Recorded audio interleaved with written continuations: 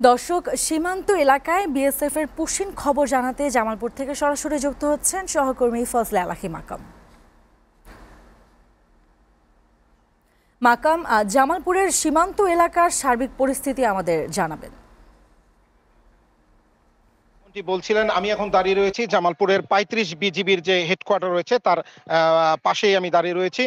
জামালপুরের দেওয়ানগঞ্জ ও বকশীগঞ্জ সহ কুড়িগ্রামের জেলার মোট ৭২.২ কিলোমিটার সীমান্ত এলাকায় কিন্তু রয়েছে, যার মধ্যে ভারতের আসাম ও মেঘালয়ের পাদদেশে এটি অবস্থিত। আর এসব এলাকায় জামালপুরের দেওয়ানগঞ্জ ও বকশীগঞ্জ অংশে ২৫.৯৫০ কিলোমিটার সীমান্ত এলাকা রয়েছে। আর বাকি যে সীমান্ত এলাকা রয়েছে ৪৬.২৫০ কুড়িগ্রাম জেলার চররাজীবপুর ও রৌমারী উপজেলার এই সীমান্তটি রয়েছে।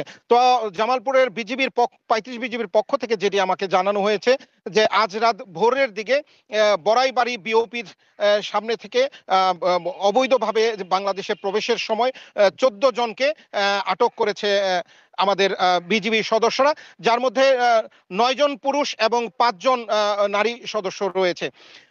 আসলে মূলত সীমান্তে ভারত পাকিস্তান যুদ্ধের পর থেকেই কিন্তু প্রতিদিনই এই সব সীমান্ত এলাকা দিয়ে ভারতের বিএসএফ সদস্যরা জোরপূর্বক FDMN রোহিঙ্গা নাগরিকদের কিন্তু সবসময় বাংলাদেশে পুশিং করার তারা কিন্তু একটা অপচেষ্টা চালিয়ে যাচ্ছে এবং প্রতিনিয়তই কিন্তু ৩৫ বিজিবির যেই পক্ষ থেকে সবসময় এটাকে প্রতিহত করার জন্য তারা কিন্তু সহসাই তারা চেষ্টা করেছেন। ৩৫ বিজিবির অধিনায়ক lieutenant colonel Hasanur Rahman PSC তিনি যেটি জানিয়েছেন যে গত ৭ মে থেকে বিএসএফ কিন্তু প্রায় প্রতিদিনই ২০০ থেকে ৩০০ করে সীমান্ত দিয়ে রোহিঙ্গাদের পুশিং করার তারা একটা অপচেষ্টা কিন্তু সবসময় চালিয়ে যাচ্ছে। তবে আপনাকে যেটা একটু জানিয়ে রাখি যে ৩৫ বিজিবির সদস্যরা এবং স্থানীয়দের নিয়ে সীমান্তে প্রায় ১৫টি বিওপিতে, যেখানে প্রতিনিয়ত ২০-২৫ জন করে আমাদের বিজিবি সদস্য তারা কিন্তু প্রতিনিয়তই টহল দিয়ে যাচ্ছে এবং তার সাথে কিন্তু স্থানীয় জনগণ, সুশীল সমাজের প্রতিনিধি এবং সংবাদকর্মীরা তারাও কিন্তু রয়েছে এবং বিজিবির মহাপরিদর্শকের নির্দেশ অনুযায়ী তারা কিন্তু এইসব অবৈধভাবে রোহিঙ্গারা যাতে প্রবেশ না করতে পারে তা কিন্তু প্রতিহত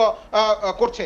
সেই সাথে শুধু যে প্রতিহতই করা হচ্ছে বা পুশিং করা হচ্ছে তেমনটি নয়, ইতিমধ্যেই বিজিবি মহাপরিচালকের নির্দেশে কিন্তু ৯৪ লাখ টাকার মাদকদ্রব্য, প্রায় ৩.৫ কোটি টাকার প্রায় চোরাচালানি মালামালও কিন্তু তারা আটক করেছে। এখন সীমান্তে উত্তেজনা বিরাজ করলে জামালপুরের পরিস্থিতি মোটামুটি অনেকটা এখন শান্ত রয়েছে। জামালপুরের সীমান্তের সর্বশেষ এই তথ্য ছিল আমার কাছে। দর্শক, জামালপুর থেকে বিস্তারিত তথ্য জানাচ্ছিলেন আমাদের সহকর্মী মাকাম। আপনাকে ধন্যবাদ।